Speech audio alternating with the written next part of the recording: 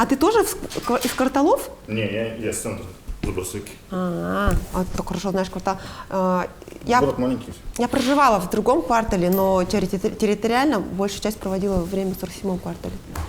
Из-за школы. Ага. Что, минутки 2-3 начинаем? Ну, может, уже начинаем? Сейчас там техническое.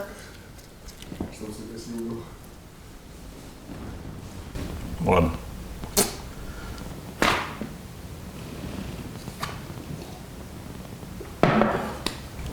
Всем на ходу. Здравствуйте, друзья. Сегодня у нас в гостях инфлюенсер, знаменитость, одна из самых популярных бурятских блогерок Полина Гудуева. Привет. Привет, Полина. Привет. Как дела? Отлично. Когда я тебе предложил снять эффект, я тебе написал, и ты согласилась. А потом ты спросила, а не связано ли это с хайпом вокруг Жамсо? Я сказал, что я вообще не в теме, не знаю, кто такой Жамсо и что там за хайп. Ты можешь сейчас пояснить, что это за Жамсо и что там за хайп случился? Ну вот произошел такой скандал в нашей типа в блогосфере. Так. Точнее, даже не скандал, это было все в одностороннем порядке. И вот мне бы меньше всего хотелось бы в сегодняшнем в интервью разговаривать на тему этого человека.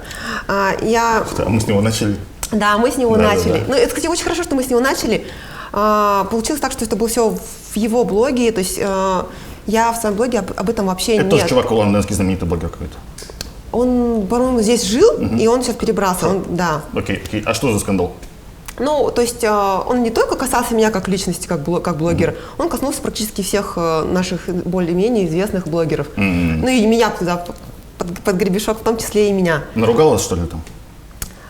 Ну да, публично. Хорошо, я понял. И вот получается так, что каждый выбирает разную сторону, негативную, позитивную. Вот я выбираю все-таки более позитивную сторону, и поэтому наверное, у каждого своя аудитория, да, есть. Кому-то идут такие люди, кому-то такие люди. Соответственно, моя аудитория, которая на меня подписана, да, там сколько-то тысяч человек. 27,9. Да, ну это же общие сложности. Обычно смотрят сторис где-то около 13-15 тысяч каждый сторис мы просматриваем. Половина подписчиков. Да. То есть остальные время от времени заходят, являются подписчиками. Ну, то есть это как понятие охваты.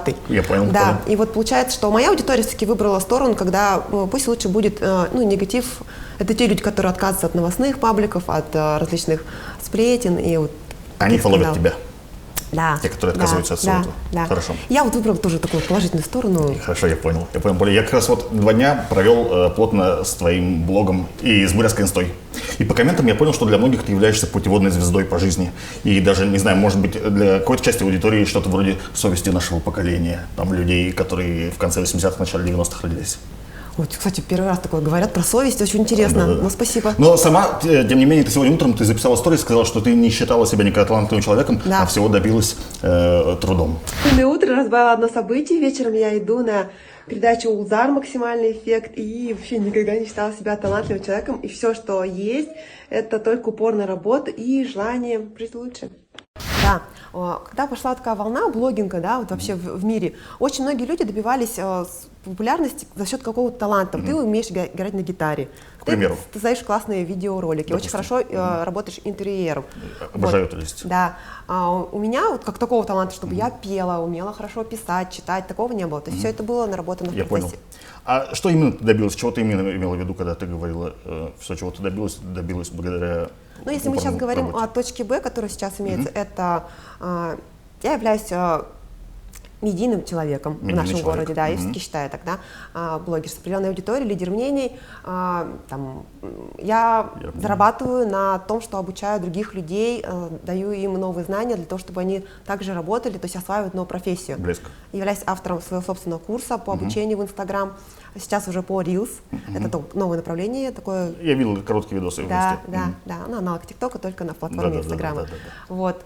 У меня прекрасная семья, у меня 3 замечательных детей, очень такие надежные, хорошие, стабильные отношения со своим партнером. Очень много уже пунктов получилось. Ну, вот я считаю, что вот это всего, это тоже значимо. То есть я не говорю, что я там добилась определенных там каких-то высот, что я заслуживаю там звездочки на аллее славы и так далее. У тебя в профиле написано, что ты ИИЛС маньячка. Reels. А там написано, ты букву R, значит, забыла, а я думал, что ELS это какая-то расшифровка. Нет. Там буквы R нету. Есть, R есть, она зашифрована в виде такого символа. Ну вот, наверное, многие, как я, не догадались. Ну почему там... Ладно, я один такой дурак, хорошо.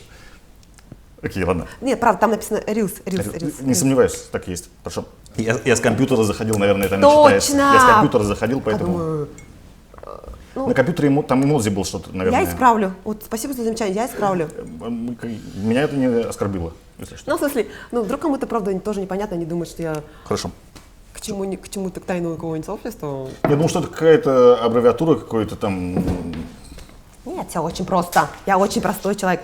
Вот почему я, кстати, удивилась, когда ты позвал меня. Я очень простой человек, я очень скучный человек. Очень скучный человек, да? Я очень скучный человек.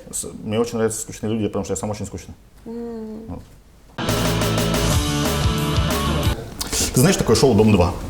Да, конечно. Уважаешь, любишь? Не уважаю, но в период моего подросткового возраста я смотрела. Кто любимые персонажи были?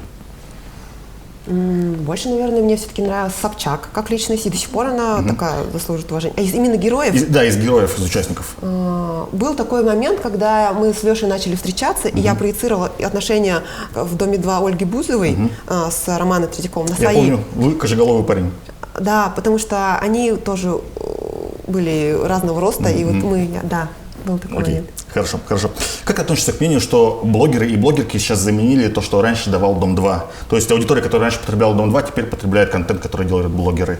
Имеет право на жизнь такое? Имеет право. Я Так даже есть, больше нет? скажу, что, наверное, даже больше сериалы, кинофильмы, часть, наверное, благосфера захватила и этот сегмент. А твоя аудитория, как думаешь, похожа на аудиторию Дома-2, например?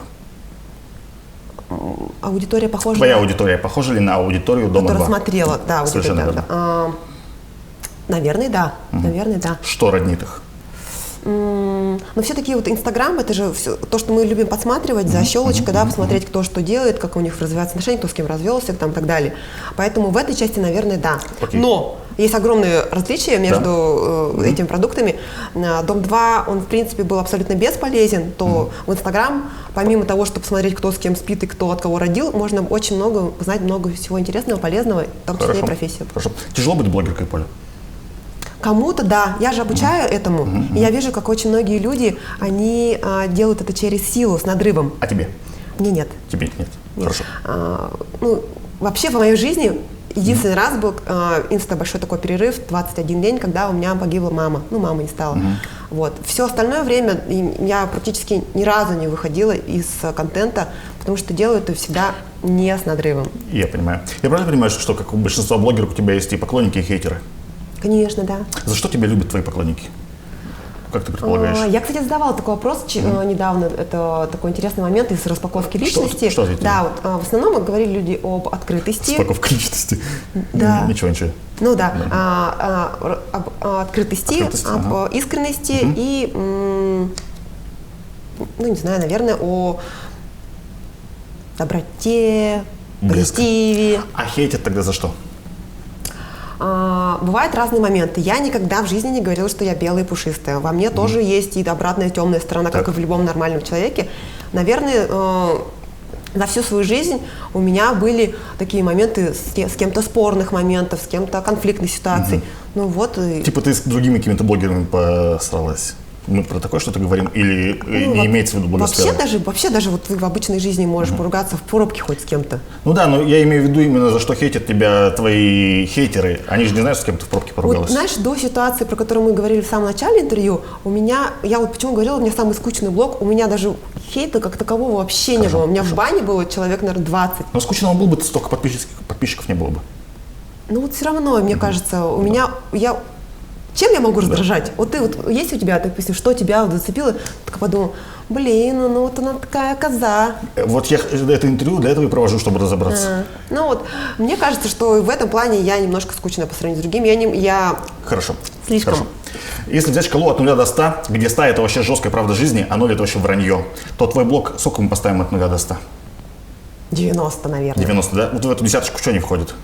В эту десяточку, наверное, не входит те моменты, когда я не успеваю снять. Вот некоторые говорят, вы всегда, у вас там дети всегда улыбаются, играют, радуются. В момент, когда у нас дикий ор и истерика, у меня просто нет возможности снять это все. Нет возможности снять. Какие-то моменты личные, интимные с супругом, отношения с родственниками, там, с родителями, не все входит. И Хорошо. то В основном я Хорошо. посвящаю людей. Я много постов пролистал, и комменты к ним тоже читал, ну, чтобы более полную картину получить. И я нашел даже один старый пост, который вышел после того, как была здесь некто Кузьмина Александра. И там был, тебя спросили, пошла бы ты на интервью к Максу. Сказала, нет, я не вывезу просто. Саша просто кремень. Как ведущему можно задавать такие вопросы, если ты не дудь? А почему ты тогда решила бы, что ты не пошла, а вот сейчас ты здесь сегодня? Потому что с того момента, я считаю, что я немножко выросла ментально, может быть, и в уверенности, в вере в себе. Но те вопросы, которые ты задавал другим интерьерам, я бы не смогла бы ответить касаемо секс-игрушек, вот такого откровенного контента, я бы и не смогла бы ответить. Застеснялась бы, в смысле? Ну, Или ответить нечего? Вот у меня, допустим, в блоге есть определенные границы, у кого-то в блоге их нет. И я, допустим, если ты заметил, в блоге не матерюсь. Хотя в обычной жизни я могу себе это Ну, у позволить. тебя там какие-то тиктоки были матершинные. Да, но вот в сторис там я не матерюсь. А есть люди, которые могут себе позволить. У меня есть в этом плане немножко такие границы. Хорошо. И на меня смотрят родители, бабушки, дедушки. И в этом плане я не могу себе это позволить. Почему ты думаешь, что надо быть Дудем, чтобы такие вопросы задавать? Ну, если сравнивать тебя с Дудем, то я бы сказала, что Дудь – это тот человек, к которому пытаются люди попасть любыми способами. Так. А к тебе никто не пытается попасть? Нет. К тебе идут люди, те, которые, во-первых, больше у нас нет альтернативы в городе, где бы можно было бы, рассказать и узнать всю изнанку. Во-вторых, наверное, все-таки умение тактично какие-то вопросы задавать. Так. Вот. Я тебе в самом начале уже говорила, да, о том, что какое-то интервью мне очень понравилось, а какое-то прямо было жестью. Да. И вот эта где-то грань должна быть. Хорошо, Поля. Поля, ты вообще в какой области специалист по образованию? Экономист. Экономист. Где не доводилось трудиться на каких-нибудь предприятиях? Нет. В смысле, ты вообще нигде не работала, что ли? В основном я работала продажником, то есть я работала торговым представителем, администратором, работала в журнале. А где? Работала торговым представителем товаров сада и огорода. То есть семена, почвогрунт, и занималась этим всем.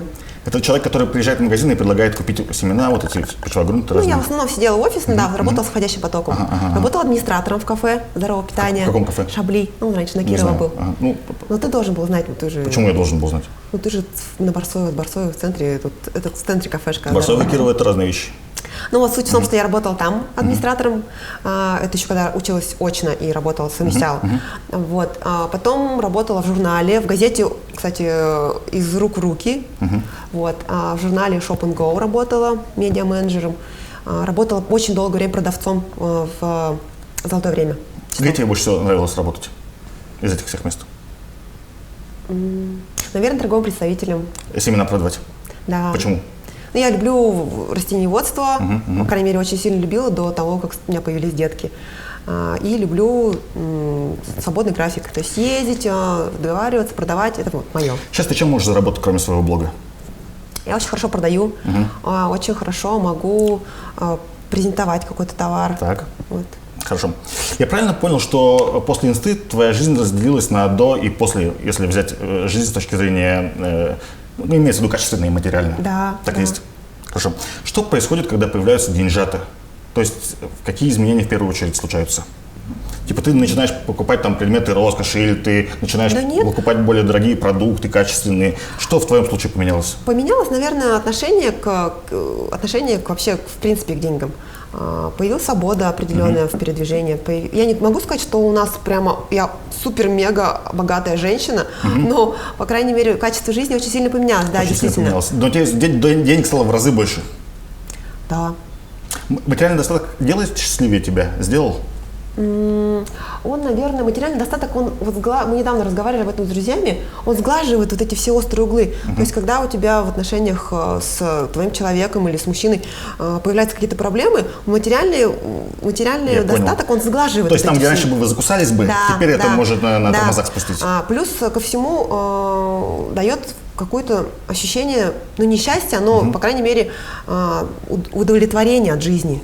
То есть ты в моменте можешь вот сейчас просто расслабиться, кайфовать, можешь общаться со своими детьми, взять их в охапку, поехать отдыхать на Байкал, что, допустим, раньше ты должен был это запланировать. Я не могу сказать, что я не из истории, когда я была никем и стала То кем-то. есть это не супер колоссальное, то есть, не знаю, это раз в 10 больше стало возможностей, например? Я не считала, но смотри, некоторые, я знаю, что вот истории такие, да, очень хорошо в прогревах участвую, да, я росла в коммунаке, была нищей, стала кем-то. Нет, у меня хорошая семья, я выросла в полноценной семье, у меня замечательные родители, среднестатистические по нашему тому времени, ну, мы с тобой одного годка. Я старше на год. Да, но получается то, что у меня не было такого огромного разрыва. Но с момента, как я работала продавцом, и до момента, как ты сейчас видишь меня, да, это два разных достатка. Окей. Мы можем чуть-чуть твои деньжата обсудить, но я постараюсь без грязи и глубоко не буду копаться. Да вообще без проблем. Окей. Ты как написала, что за один курс продала на 2 миллиона, да. Но чистыми получила 1,4. Да. Часто такое случается? То есть это средние суммы или тогда тебе удалось прыгнуть выше головы? Ну, смотри, вообще в блоге не бывает, что так часто ты можешь запускать какой-то продукт еженедельно. Ты не можешь такое У меня делать. такой продукт был 2 раза в год, то есть в каждые полгода я запускала такой продукт. Вот. Сейчас у меня стартовал 4-й, ну вот всего первые 2, 3, 4. То есть я не каждый месяц запускаю. К этому огромная подготовка предстоит, да. Это же нужно создание, это же не просто так, как некоторые там делают в закрытых аккаунтах и продают потом. Вот. Это огромная работа, колоссальная работа по записи, по продакшену, по созданию команды, по написанию лекций, монтаж видео. Вы примерно представляете, сколько по времени занимает создание одного ролика. Вот. У меня таких бывает на курсе 50-60 уроков. Окей. Хорошо. Я пока копался, ты часто сама говоришь о каких-то цифрах, то есть внутри, я не знаю, я, например, знаю, что у тебя машина стоит 1,5 миллиона там, или что-нибудь такое. Да.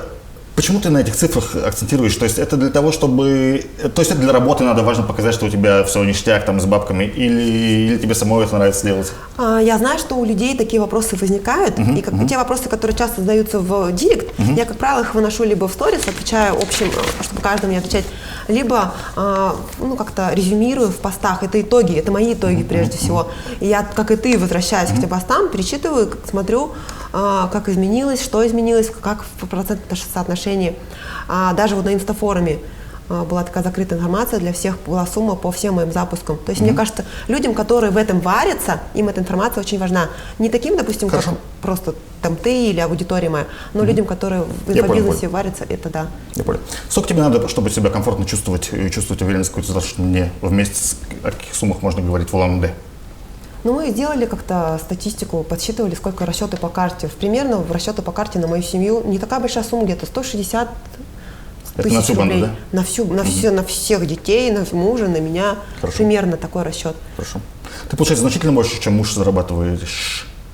У нас сфера разная. Он у меня занимается сезонным бизнесом. То есть он в сезон зарабатывает больше, чем я. А я, допустим, у меня тоже своя сезонность есть. А если так в год итоги подвести, то Поля победит или Алексей?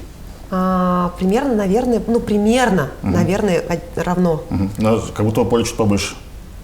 Это же было, это у меня всего год-два это. Хорошо. А он зарабатывает очень долгое время, нас содержит. Это как ООшка делается? Или ты налоги же платишь с этой фигни? Да, у меня ИП, я самозанятая. Все понятно. Просто вчера мы сидели, разговаривали, и кто-то спросил у теста, как налоги платят.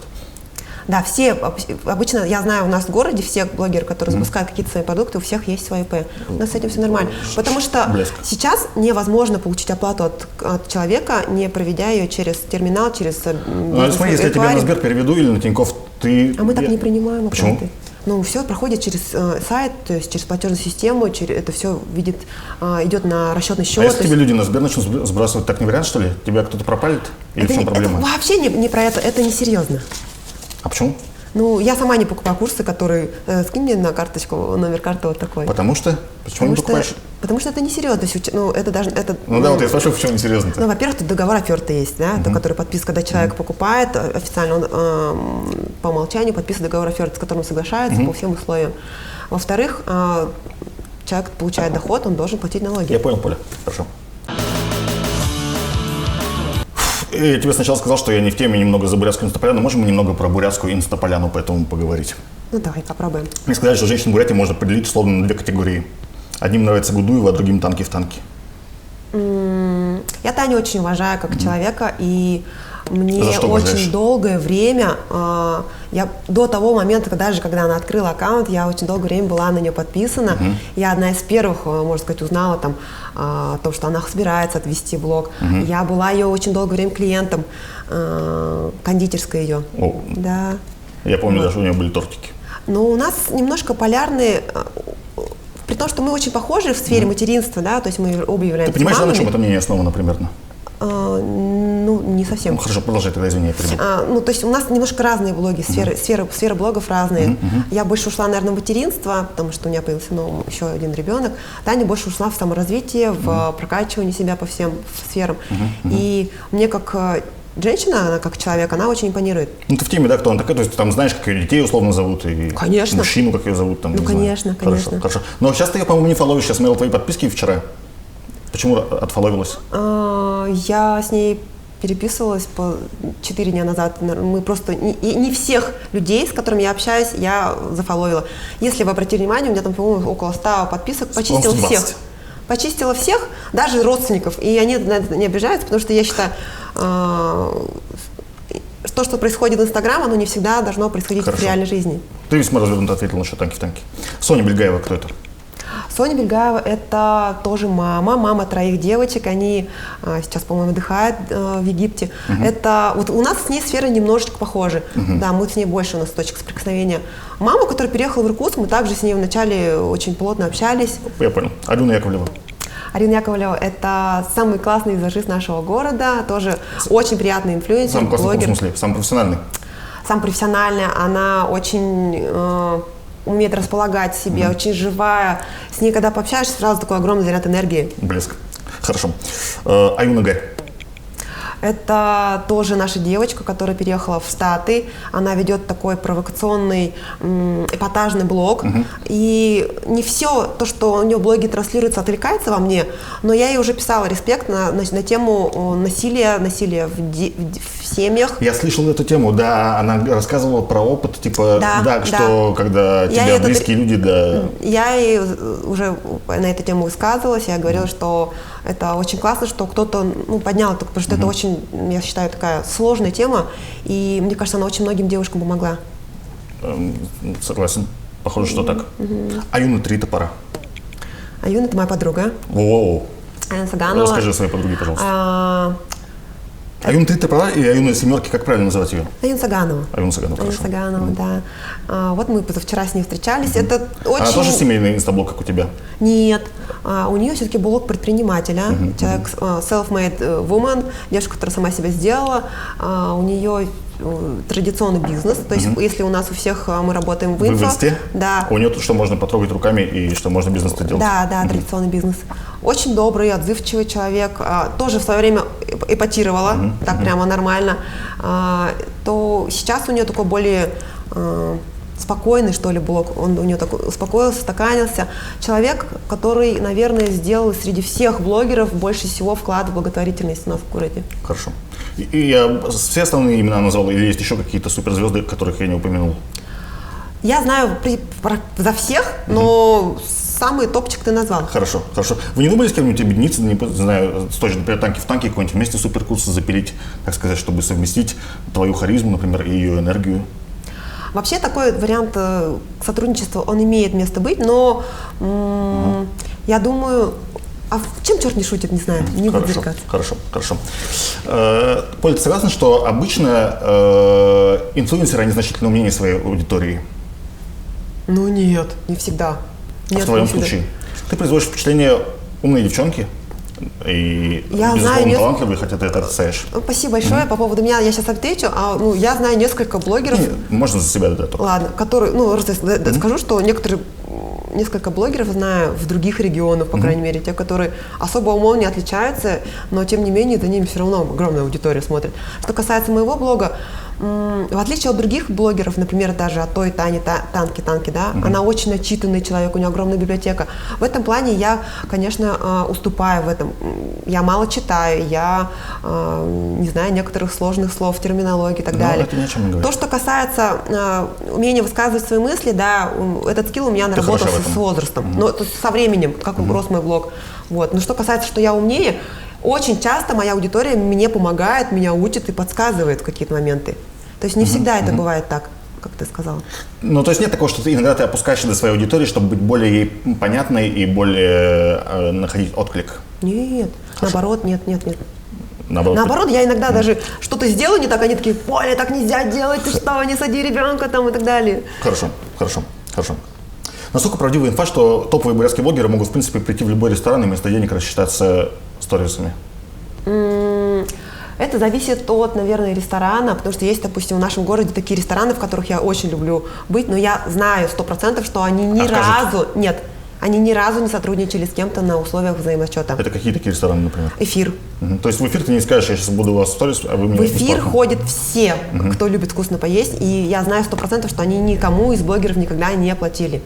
Хорошо, замечательно. Такая реклама эфира. Я очень люблю эфир.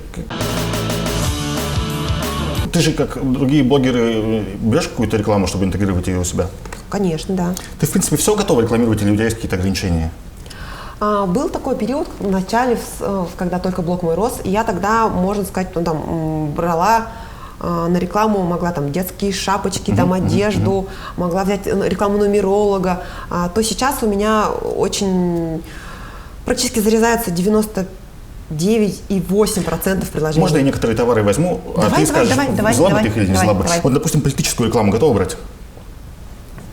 Политическую рекламу. Вот если бы тебе позвонили бы, допустим, с «Единой России» и попросили бы заагитировать за главу или за президента. Я один раз просто пошла на встречу с главой. С каким главой? Бурятии? Нашу, да, просто послушала его предвыборную кампанию, сняла один сторис, в котором я сказала, что я побывала на этой встрече, но не сказала никакую свою сторону, ни оппозиционную, ни за. Меня захейтили просто до самого. Я после чего сказала, что твои подписчики или чужие? И в том числе, в основном чужие, конечно. Но, чужие в основном? Да, то есть люди, которые...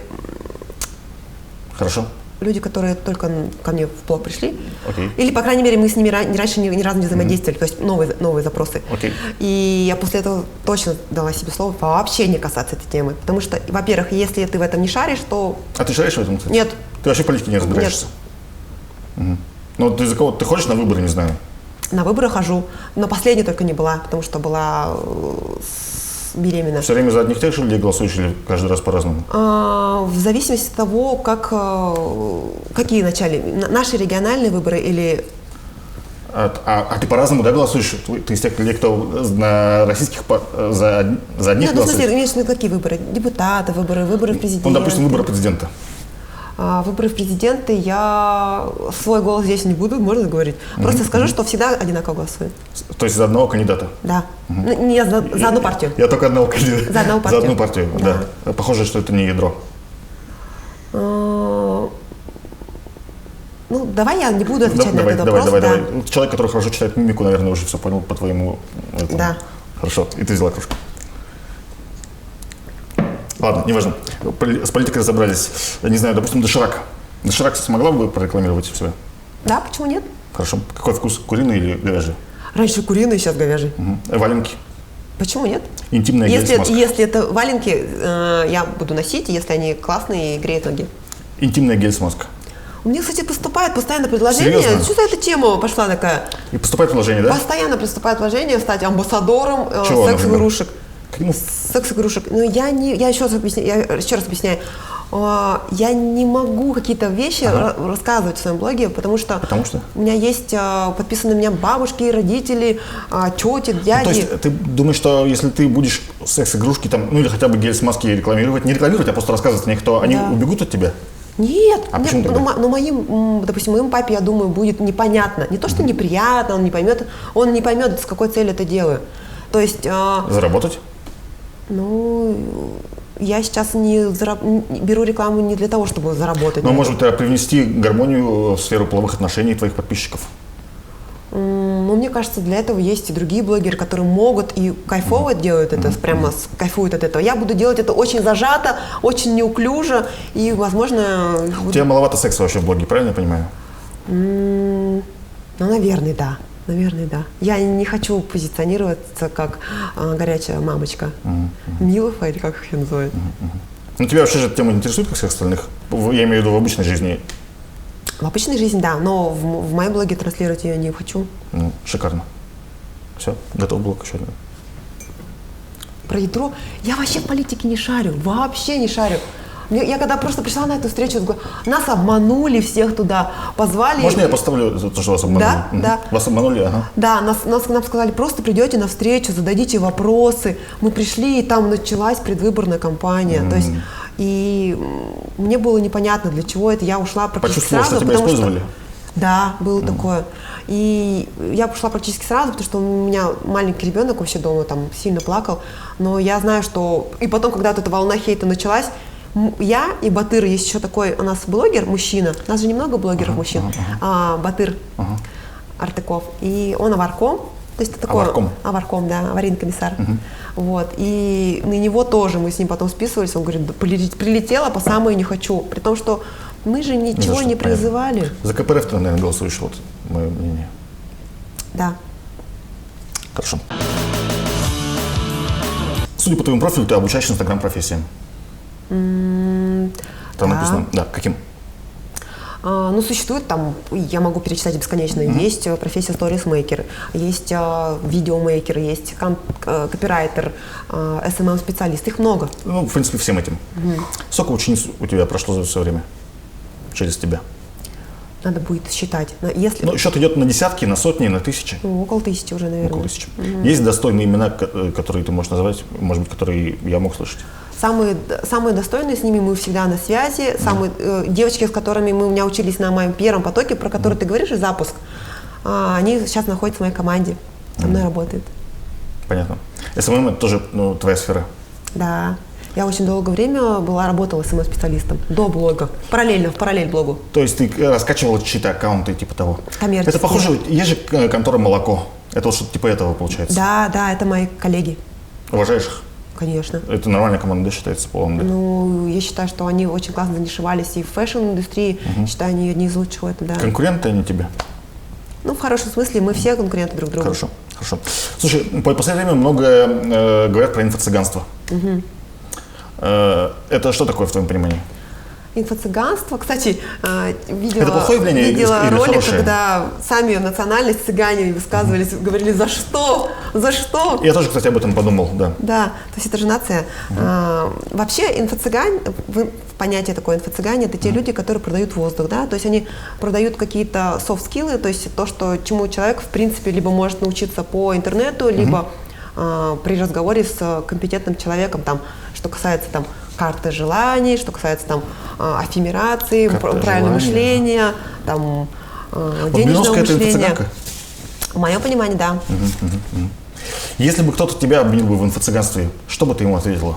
Ну, я могу аргументировать. То есть есть люди, которые продают какие-то курсы, в которых человек может заработать, в которых человек может найти себя, не только как призвание найти себя, а конкретно получить инструкцию, завтра пойти к клиенту, сделать ему работу, получить за это деньги, прийти домой, купить домой еды, игрушек. Тогда, да, это называется обучать профессии. Люди, которые обучают профессии, они не инфо-цыгане. Согласен. Но в то же время, смотри, есть же, допустим, представим, я, допустим, плотник. И в инсте я учу плотническому ремеслу. Но тебе могут возразить, что ты в инсте учишь тому, как инсте. Ты в инсте учишь инсте. Да. Ну, я учу не инсте, я учу тому, как правильно вести Инстаграм. То есть ты тоже же есть в инсте? Да, у меня есть аккаунт. Мы с тобой в инсте общались. Да, ты тоже есть в инсте. Да. Но есть еще люди, которые прошли мой курс в инсте, они зарабатывают на этом. Ты как-то говорил, я в одном из интервью смотрела, что ты говорил, я не понимаю, для чего мне это. Ну, то есть вести Инстаграм. Нужно ли мне это? Ну да, я так. Да. И вот получается, что у тебя цель как таковой нет на этом. Зарабатывать, вести ее, рассказывать, где ты кушаешь и с кем ты общаешься. А людей, которые на этом зарабатывают, они... То есть ты, получается, для тех, кто хочет зарабатывать на инсте? Да. А не для тех, кто хочет просто повеселиться в инсте? Ну, как правило, такое не приводит к игре в долгую. Люди начинают выгорать, это же просто ролики снимать ради того, чтобы снять ролики, это неинтересно. Хорошо. То есть инста что нам дает? Мы можем построить личный бренд, мы можем увеличить узнаваемость. Люди приходят не только для заработка, они говорят: Поля, я хочу стать известным, я хочу, чтобы меня узнавали. Приходят такие люди, да? Да. А есть кто пришел и после этого стал известным? Да, у меня есть девочки, которых начали узнавать в торговом центре. Ну, например, кто это? Например, Надя Семенова, это моя одна из последних учениц. Она приходит в торговый центр, Надя, привет, и она ее знает: ты же ученица Гудуевой, возьмите, пожалуйста, наш аккаунт. Вот, понятно. наведение. То есть, Тебя часто узнают как Надю Семенову? Сегодня тебя узнавали, подходили к тебе? Нет, не так часто. И очень часто пишут: я видела вас, но постеснялась подойти.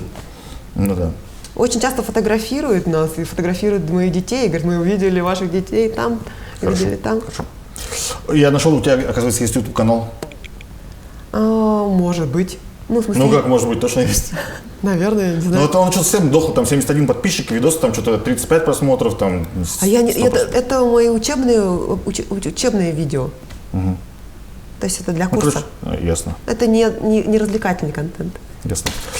Мы можем поговорить про историю с Чувихой из Кемерово, если ты понимаешь, о чем я.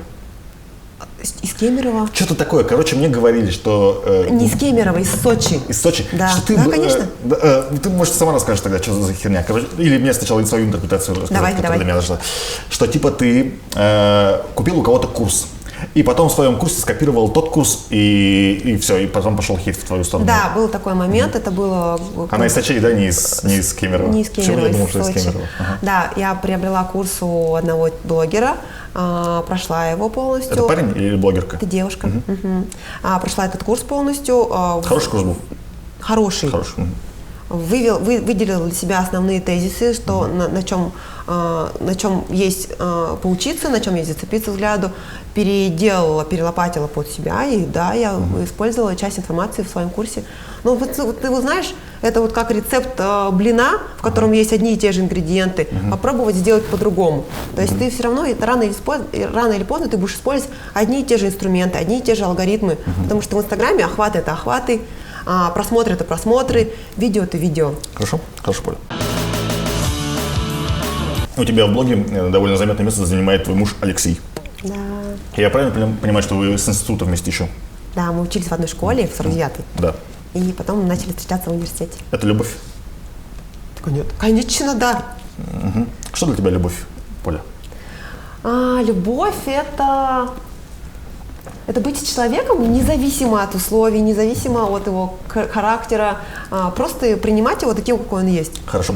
Создается впечатление, что союз ваших сердец нерушим. Очень хорошее впечатление. Правдивое впечатление или обманчивое? Очень хорошее впечатление, но мы имеем такую позицию с супругом, что никогда в жизни не надо зарекаться. То есть, Но есть такие поступки или что-то такое, из-за чего вы могли бы расстаться? А есть такой поступок, за который ты могла бы выгнать его из дома, например, бы? Или сама бы уйти? Ну, за 16 лет у нас таких конкретно... Мы ругаемся, мы возможно, там 2-3 дня не разговариваем, но в последнее время, я даже вспомнить не могу, когда мы ругались в последний раз. Ну, причина достойна того, чтобы расстаться, вообще существует, или в принципе такой причины нет? Я очень надеюсь, что нет. Нет. Как бы ты себя повела, если бы полюбила бы другого человека? Наверное, честно сказала бы об этом. И после этого ушла бы или осталась бы с Алексеем? Так сложно И сразу вот если бы мы сказать. с тобой бы замутили бы сейчас, к примеру, Так. ну, допустим, после передачи там что-то случилось, потом еще, ты бы стала бы рассказывать об этом Алексею? Если бы в какой-то момент ты поняла, что это не просто животная страсть. В отношениях мы как хотим, да, сделать? Мы же хотим сделать так, чтобы с нами поступали так же. Как мы хотим, чтобы с нами поступали. Да, если, допустим, у моего супруга вдруг возникнет такое чувство Связь? к другому человеку, я хочу, чтобы я узнала об этом от него, ну, и то же самое я бы, наверное, сделала бы. Животная страсть, что? Что ты сказала у меня после этого отключился слух? После этого я ничего такого больше не говорил. Хорошо. Получается, когда ты полюбила, тебе меньше 20 даже было? Да, мы начали встречаться в 18 почти, или 18, ну, мне исполнилось 18 лет. С тех пор тебе чувство влюбленности вообще ничего знакомого такого не было за эти короче, до хрена лет. Мы недавно разговаривали с замужней, с одной тоже глубоко замужней подругой, и мы начали вспоминать, когда мы чувствовали бабочки в животе, и мы поняли, что у замужних женщин, которые очень долго в отношениях, такое бывает киноактерам. Киноактерам? Да, то есть ты смотришь фильм, и какое-то такое чувство... Вот а какому киноактеру у тебя были бабочки в животе? Я обожаю Хабенского, очень сильно люблю Хабенского, очень сильно люблю Киану Ривза. Вот. Понятно. Ну что ж, достойный выбор. У тебя чуть больше года назад мама умерла. Угу. Мы можем аккуратненько поговорить, поскольку рано или поздно все с этим сталкиваются. Конечно. Это была внезапная смерть или нет? Да, была пандемия, вот это жутчайшая, когда мы не могли вовремя сделать обследование, и процесс болезни затянулся, и буквально мама сгорела за месяца 2. За 2 месяца? Ну, это, в принципе, долго. Ну, то есть это не за неделю, не за... Ну да, если сравнивать внезапные смерти, как там при ДТП, то, естественно, да, у нас чуть-чуть было время подготовиться. Как проживаются вот эти моменты, когда ты знаешь, что человек идет к своему концу? Мы до последнего не знали. Мы думали, что... Вы не знали или отказывались верить, типа? Может быть, мы все-таки думали, что выкарабкается. Я не могла поверить вообще до последнего момента. И мама тоже так же думала? Да. Я когда ее забирала из больницы, уже буквально за недели 2 до смерти, я ей обещала, что все будет в порядке. И в этом моменте я почему-то думала, что сейчас она немножко прокрепится, и все нормально будет. Вот если эти 2 месяца взять, когда тяжелее всего было, когда сложнее всего было? Когда ты узнал только или в середине, или когда уже все случилось?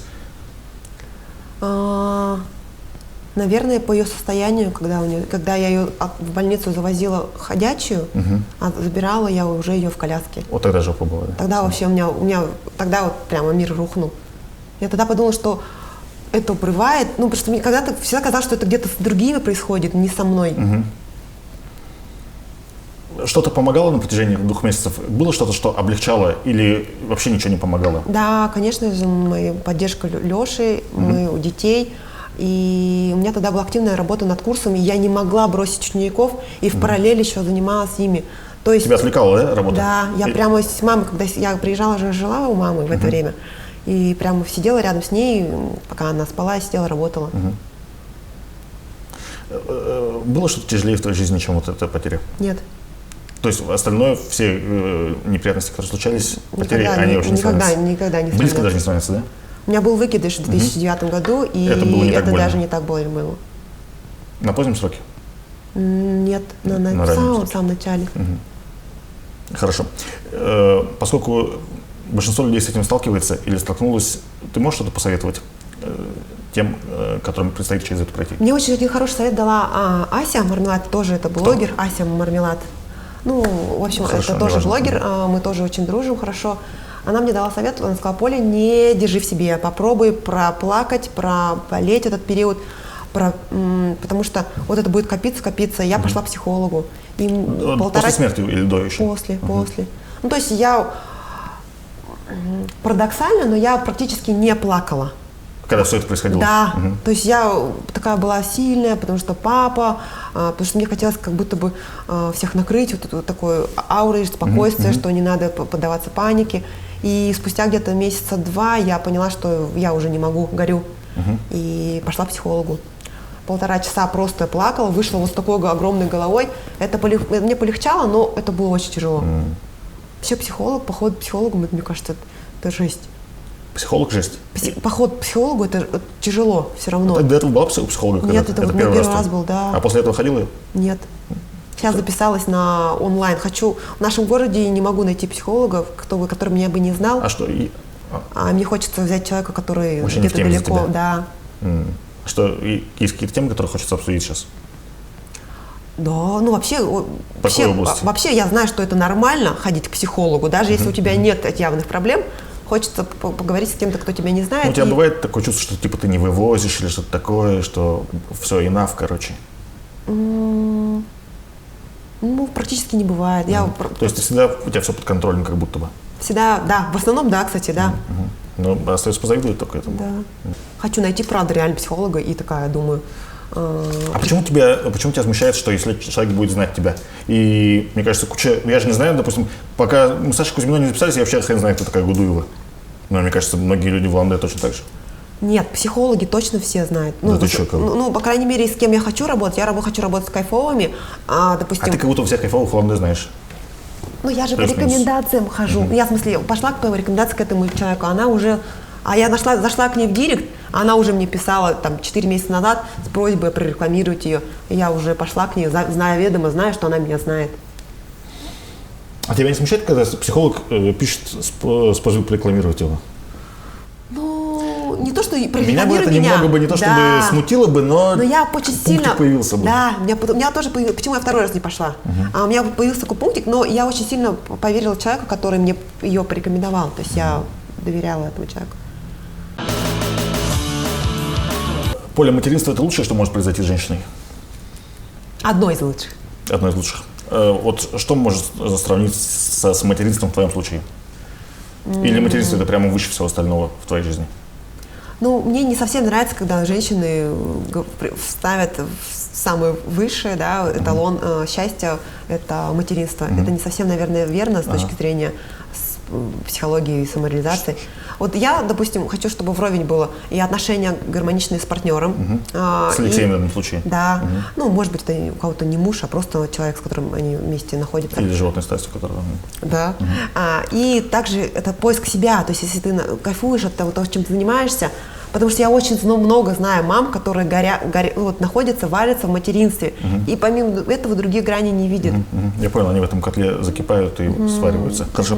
Тебе нормально, что твои дети они немножко как в шоу Трумана растут? Ты понимаешь, о чем я? Да, я Ты понимаю. смотрел этот художественный Да. фильм? Хорошо. Одновременно классный и одновременно ужасный фильм. Ну, во-первых, я ты поняла метафору. я очень сильно бдю границы детей, да, то есть я очень сильно защищаю эти границы. Меня очень как-то спрашивали, хочу ли я, чтобы у них был свой блог. Нет, у них нет ни одного аккаунта в социальных сетях. Есть один аккаунт у моей дочери, но он закрытый, как фотоальбом, я его веду. Вот. Ты его видишь? Ну, я закидываю фотографии, когда она маленькая, чтобы вот это все росло. Ты ей готовишь заранее уже плацдарм для ее... Там никого нету подписчиков.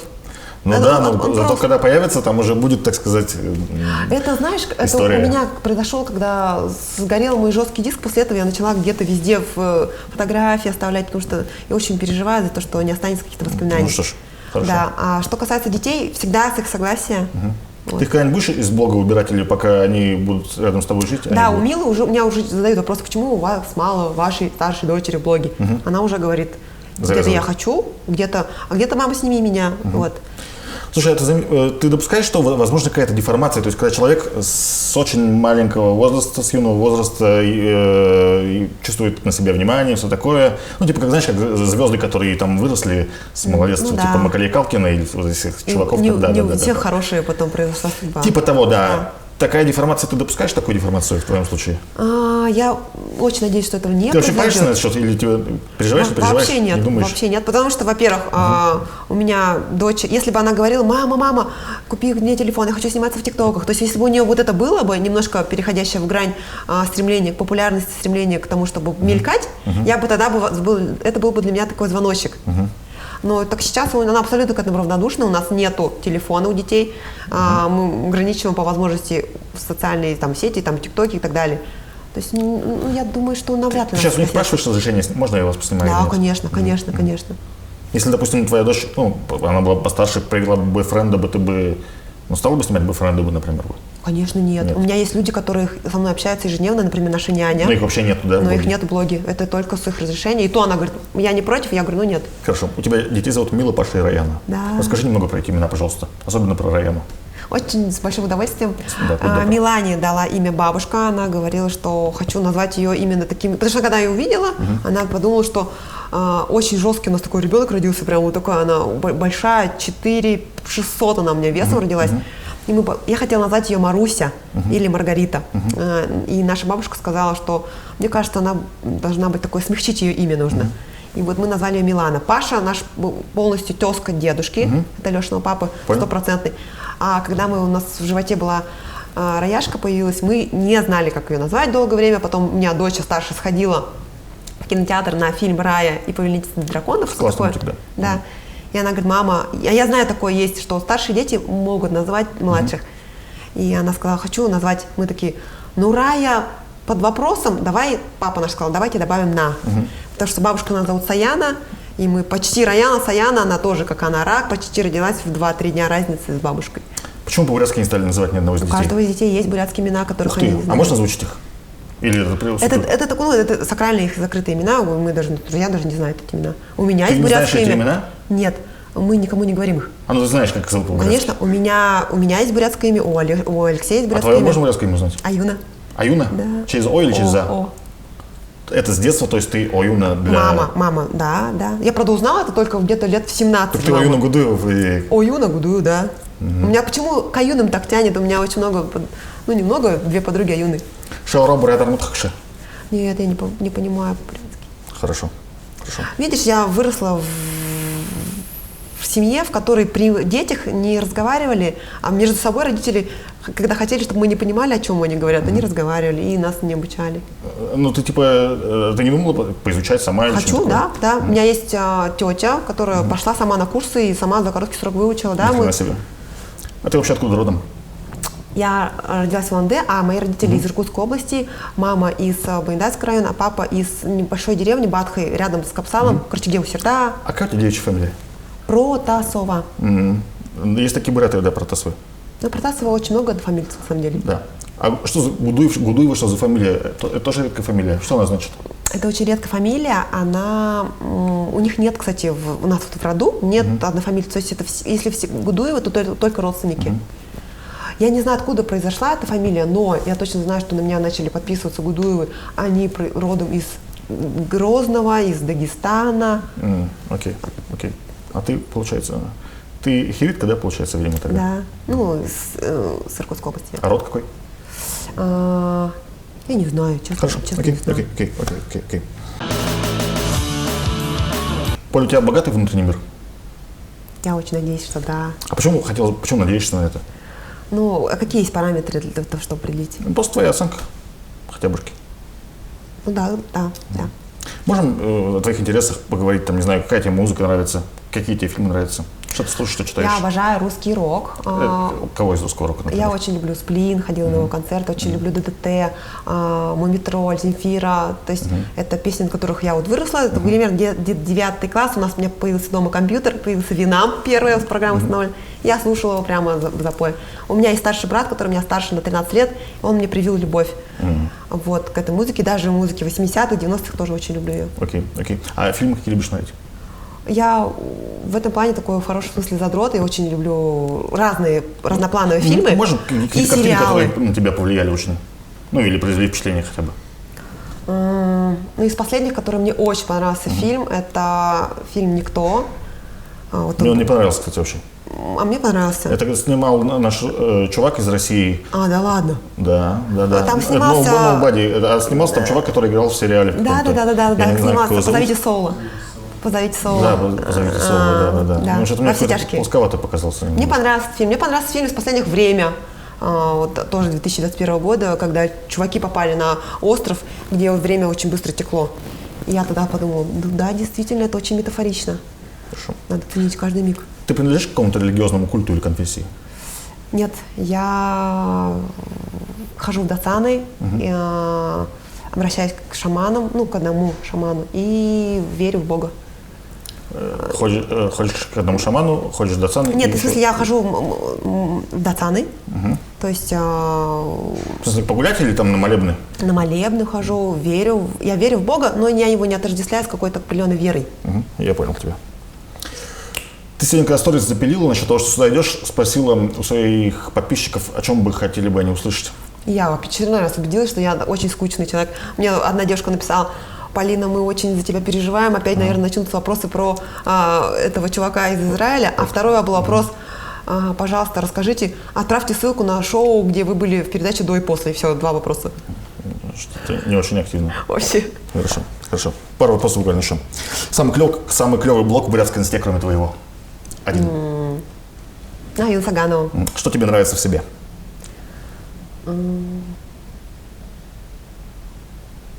Доброта. Что не нравится в себе? Злопамятность. Злопамятная. Самая красивая бурятка? Если ее можно назвать, мне кажется, она не птица, Елена Доржиева, которая дорого сейчас. Из буряток мне нравится Пантаева, из буряток мне нравится Вика Дашиева. Достаточно. Самый красивый бурят. Самый красивый бурят Алексей Гудуев.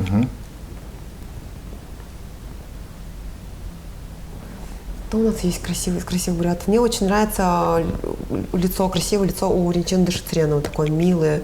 Хорошо. Еще кто у нас красивый мальчик? Блин, так сложно сказать. Окей. Ты чистый бурят. У тебя очень красивое лицо. Спасибо большое. Абсолют или Титан? Ни то, ни другое, Николаевский. Хорошо. Что у тебя получается делать лучше всего в жизни? Быть хорошим человеком. Что будешь делать, если завтра инста исчезнет? Буду заниматься своим бизнесом. Недостаток секса или недостаток денег? Недостаток денег. Секс важнее, что ли? Ну, чем деньги? Ну да. Хорошо. Твоя любимая птица?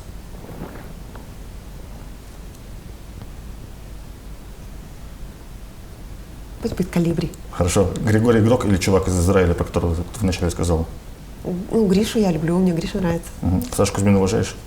Да, хороший чонка. Хорошо. Самое клевое по части Бурятии? Самые клевые. Самое клевое по части Бурятии.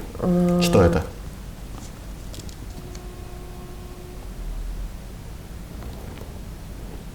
Бузы. Бузы. Самое стрёмное по части Бурятии.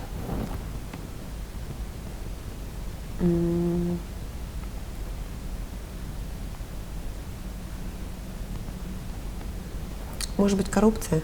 Ты делаешь Бурятию лучше? Очень хотелось бы надеяться на это, да. Каким образом, Поля?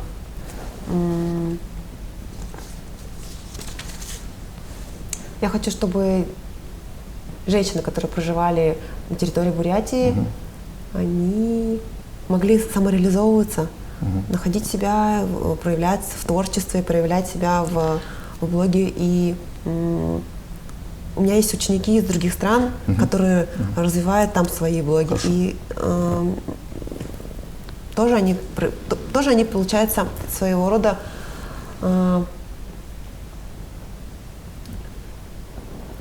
представляют нашу страну, нашу Бурятию. У тебя вообще женская история, да? Парни тебя не того? В плане? Ну, в плане у тебя учеников парней нету, например. Да. Ты счастлива? Да. Что тебя делает счастливой? Сегодня мне сын сказал, что: мама, а ты что такая красивая, а почему я такой некрасивый? Нам пришлось его нарядить. И он такое говорит мне постоянно, когда я накрашусь, надеваюсь. И это делает мне каждый день счастливый. Хорошо. Мы закончили, Поля? Все? Да. Вообще, нормально было? Нормально было? Мне кажется, нормально было. Что тебе не понравилось?